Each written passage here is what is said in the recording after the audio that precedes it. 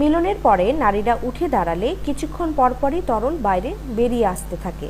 বিশেষ করে সিমেন বা বীর্য যদি অনেক পাতলা প্রকৃতির হয়ে থাকে, সেক্ষেত্রে মিলনের পরে সব বেরিয়ে যাওয়ার সম্ভাবনা আরও কিছুটা বেশি থাকে। এতে করে তাদের গর্ভধারণেও বিলম্ব হচ্ছে। সিমেন বা বীর্যের প্রকৃতি অনেক পাতলা বা অনেক ঘন, দুটোই দ্রুত গর্ভধারণের পথে বাধা হয়ে দাঁড়ায়। এক্ষেত্রে মিলনের সময়ে কিছু পজিশন এবং নিয়ম ফলো করলে দ্রুত গর্ভধারণে সহায়ক হবে। প্রকৃতপক্ষে গর্ভধারণ করতে হলে পুরুষের শুক্রাণুর সাথে নারীর ডিম্বাণু মিলিত হওয়াটাই আসল। শুক্রাণুর সাথে ডিম্বাণু যদি মিলিত হতে পারে, সেটা যে পজিশনেই হোক গর্ভধারণ হয়ে যাবে।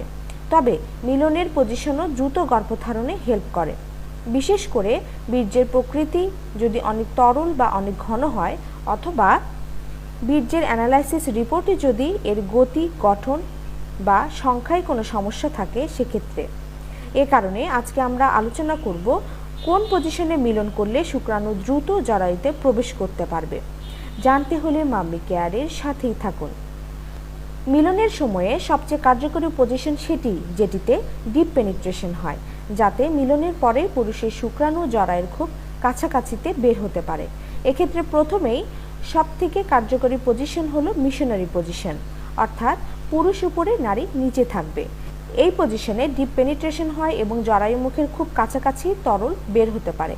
এতে করে পুরুষের শুক্রাণু খুব সহজেই জরায়ুতে পৌঁছাতে পারে এবং নারীর ডিম্বাণুর কাছে সাঁতরে চলে যেতে পারে, যা দ্রুত গর্ভধারণে সহায়তা করে। এছাড়াও দ্রুত গর্ভধারণের জন্য ওভুলেশনের সম্ভাব্য দিনগুলোতে প্রতিদিন বা একদিন পর পর মিলন করতে হবে। একদিন মিলন করে এরপর 3-4 দিন পর মিলন করলেন। এভাবে করলে গর্ভধারণের সম্ভাবনা কম থাকবে। গর্ভধারণের জন্য মিলন নিয়মিত করতে হবে এবং স্ট্রেস বা মানসিক চাপ মুক্ত থাকতে হবে। মিলনকে উপভোগ করতে হবে। মানসিক চাপ নিয়ে বা দুশ্চিন্তা নিয়ে প্রতিদিনও যদি মিলন করেন, সেক্ষেত্রেও গর্ভধারণে বিলম্ব হবে, কারণ মানসিক চাপ বা দুশ্চিন্তা শরীরের উপরে নেগেটিভ প্রভাব ফেলে, যা গর্ভধারণে বাধা প্রদান করে।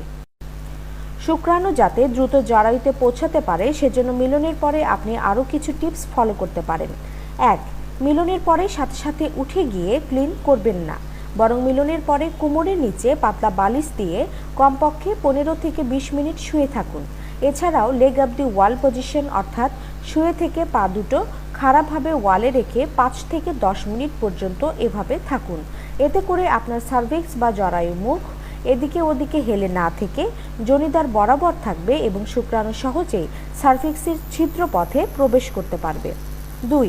মিলনের সময় লুব্রিকেন্ট বা পিচ্ছিলকারক কৃত্রিম পদার্থ ব্যবহার করবেন না। এটি ঘন হয়, যা শুক্রাণু চলাচলে বাধা প্রদান করে।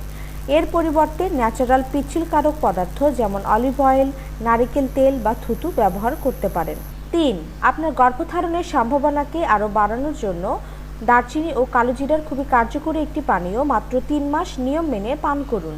নিয়ম হলো প্রতিদিন রাতে ঘুমাতে যাবার আগে বা প্রতিদিন সকালে ঘুম থেকে উঠেই খালি পেটে হাফ চামচ দারচিনি গুঁড়ো ও হাফ চামচ কালোজিরা গুঁড়ো 1 গ্লাস কুসুম গরম পানিতে মিশিয়ে খেতে হবে।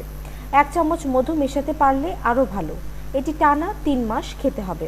স্বামী স্ত্রী উভয়েই খেতে পারলে আরও ভালো। এটি আপনার দ্রুত গর্ভধারণে সহায়তা করবে। 4. হেলদি ওভুলেশনের জন্য আপনার ডিম্বাণুর গুণগত মান বৃদ্ধি করতে কালো কিশমিশের একটি পানীয় পান করুন। নিয়ম হলো প্রতিদিন রাতে 20টি কালো কিশমিশ পানিতে ভিজিয়ে সকালে সেই পানীয়টি খালি পেটে পান করুন। এতে আপনার ডিম্বাণুর কোয়ালিটি আরও উন্নত হবে এবং আপনি সফলভাবে গর্ভধারণ করতে পারবেন। এছাড়াও পুরুষের বীর্য যদি অনেক পাতলা বা অনেক ঘন প্রকৃতির হয়, সেক্ষেত্রে প্রতিদিন রাতে পুরুষরা ঘুমানোর আগে 1 কোয়া কাঁচা রসুন খাবেন এবং প্রতিদিন 1 মুঠো বিভিন্ন বাদামের মিশ্রণ খাবেন। আজকের আলোচনা এ পর্যন্তই। ভালো থাকুক, সুস্থ থাকুক প্রতিটি মা, এ কামনায় আজকের মতো এখানেই শেষ করছি। ধন্যবাদ সবাইকে।